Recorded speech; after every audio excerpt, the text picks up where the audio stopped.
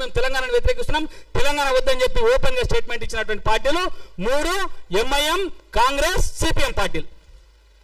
మరి ఇలా ఆ ముగ్గురిని సంకలనం పెట్టుకొని, ఆ ముగ్గురిని ముందర కూర్చుని పెట్టుకొని ఇలా తెలంగాణ ఉద్యమానికి వ్యతిరేకంగా పనిచేసినటువంటి వాళ్ళు ఇలా తెలంగాణ అంటే మాదే, మేమే తెలంగాణ కోసం మాట్లాడినామని చెప్పి చెప్తా ఉన్నారు. ఒక ఆయన గొంతెత్తుకొని మాట్లాడుతూ ఉన్నాడు, నేను వామపక్షవాదిని, నేను కమ్యూనిస్టును అని చెప్పి ఇలా గుర్తొచ్చింది ఆయనకి. ఏది కేసులు అయిన తర్వాత. అంతకుముందు కమ్యూనిస్టులను తిట్టిండు, అంతకుముందు వాళ్ళు కమ్యూనిజమే లేదన్నాడు.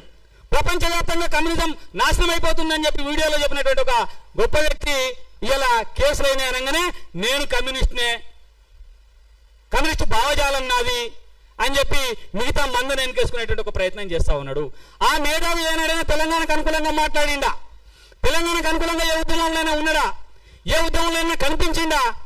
ఆయన అప్పుడు చైర్మన్ గా ఉన్నటువంటి 10 టీవీ ఏనాడైనా తెలంగాణ అంశాలను ప్రజలకు చూపించిందా? ఇది జరగాల్సినటువంటి చర్చ, ఇది జరగాల్సినటువంటి అవసరం ఉన్నది. ఇవాళ ఆయనను ముందర పెట్టుకొని మిగతా ఈ కోతిమూకంతా కూడా చిల్లర ఆడుకునే బ్యాచ్ ఇదంతా. ఈ బ్యాచ్ అంతా ఇలా తెలంగాణను మళ్ళీ ఒక విధ్వంసం వైపు నెట్టేటువంటి ప్రయత్నం చేస్తా ఉన్నారు.